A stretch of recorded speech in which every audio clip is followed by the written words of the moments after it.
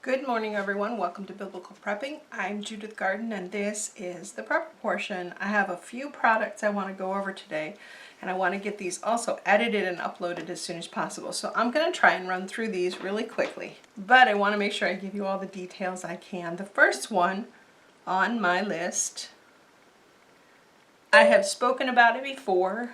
It is my island outlet that Jim installed for me. Got a fruit fly over here. This outlet is really awesome. I'm going to unplug everything really quick so I can show you everything that's going on here in the little video that I'm doing with my phone, and I will edit both of these together. It is a pop-up outlet. And as you can see, sometimes it doesn't stay down. There you go. You push and hold just for a brief second and it stays into the counter. Then you push and it pops up. Now, right now it is fine. It is not sticking at all. There have been a couple times where I've spilled something close to here and I think I may have gotten something down inside. This is one of the things that you're definitely going to have to be careful of if you install one of these level with surfaces where you might get spills. You want to make sure that you clean this out regularly. I actually have blowers. We have a couple of them that we use to blow different products out. I use one in the garden for the shredder, the leaf shredder, and I blow that out all the time. I have actually used that blower to blow this crevice out in here, right here. And as you can see, you can plug a lot of different things in here. Now I will say one thing. This is like using an extension cord. What do I mean by that? There are certain certain appliances that are heavy duty appliances from a personal perspective. One of those is my Nesco dehydrator. You cannot use the Nesco dehydrator in this outlet. I did try just to see whether or not it would work. But because this is like an extension cord and the outlet is on the other side of our island, the cord goes through a hole in the island wall and plugs into that outlet on the other side. So this has to be treated like an extension cord. There are other ones that can be hardwired in.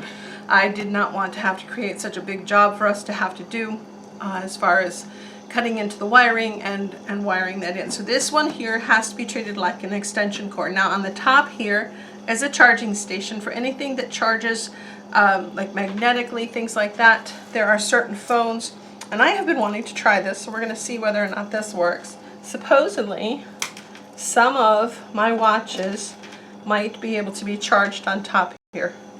Not this one, so this will not work for my watch. I wanted to see. So that there is a wireless charging station. Now there are other things like some cell phones that can be charged from a wireless thing like that, and you just set that on top, which gives you one extra charging spot.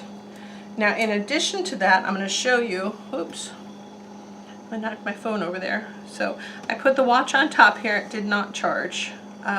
Here we have the standard USB outlet, an electrical outlet, yet on this other side over here we have a small USB outlet and a power outlet. Now this cube goes all the way around.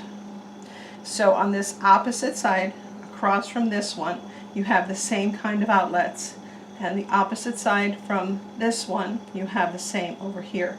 So you have a total of 8 outlets to plug into, which is really nice. I really like it. There are, like I said, there are appliances that cannot plug in. I currently have plugged in, whoops, move the phone again. I currently have plugged in a light, which actually I'm going to move to the back, because our new kitchen lights actually make it kind of yellow in here and I look really sick. Sometimes the food I take pictures of looks even worse. It gives you kind of a yellow tone, so I do have a light plugged in here to bring more of the white out. So I love this outlet. It was easy to install. You do need a hole cutter. You would have to make sure you have a hole cutter that is the proper size for whichever outlet you buy. This one is currently not available as of last week when I checked the links. I will find another one that is comparable, and I will put the link down in the description for one of these. And I'm also going to try and find one that is hardwired for those who would like to try and hardwire one in. I love this. I have never had, in all the 8 years we've lived here, I've not had an outlet on this side of the island. I've always had to run cords over top of the breakfast bar area. This is just a wonderful major improvement, and I can charge a bunch of things at the same time. Things that will work in this outlet that are not necessarily heavy duty but powerful. I have a new food processor, and this works in that outlet perfectly. My Pampered Chef blender will work in this outlet, except for if I'm using the soup setting and I'm trying to make hot soups or hot sauces in the Pampered Chef blender. If I am trying to make sauces and soups in my Pampered Chef blender, which I would also suggest any heated item in, like a Vitamix or any other heating blender, you should not use this because it states in most manuals, but check your manual to verify, not to use an extension cord. And again, this is like an extension cord. So you want to make sure that you're doing right by your appliances. I have used the blender to blend things. I also use my stick blenders. I'm trying to think what else. Like I said, my little food processor. And I'm going to do a review on this as soon as possible. It came with a really nice stainless steel bowl, and it's smaller. I have another one I'm going to compare to this one when I have time. I was going to try and do it today, but I don't know that I'll get it in. But I have another one that has a very big bowl, and it's just too much for us. This one also came with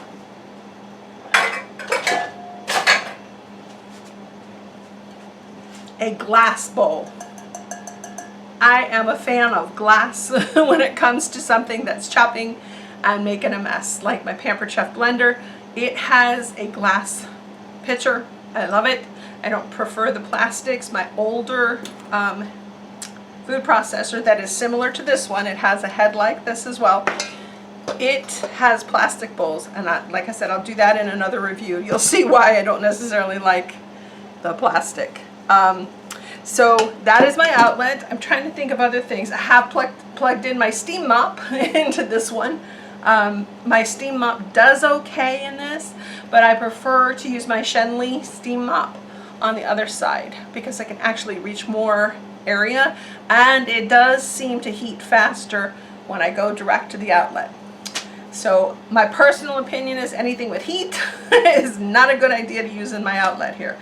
But everything else I've used so far in the kitchen works great. And right now it's charging the camera, charging my phone, and running the light all at the same time. You just need to be careful that you're not overloading, because you never want to overload extension cords. Ask your fire department, they will tell you.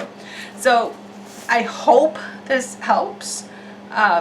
It was fairly easy to install. It did take us an afternoon because our island, the opposite side, is kind of funky. It's made from really thin board, so that took a bit of time. I'm going to go and take my phone right here because it's been recording the outlet portion. I'm going to go show you where it's plugged into and give you an idea of how it went through the island. But I hope this helps you. If you have an island that you would like electric in, look into these, read up on them, see if one will work for you. Here's where it came through the island, and we used a special little plug filler to fill the hole that Jim drilled in there. He did drill about 1.5 to 2 inch hole. You can get these hole plugs. I will put the link down below in the description for those as well. And the cord just comes up here and plugs right into my outlet on the wrong side of the island. Blessings and shalom.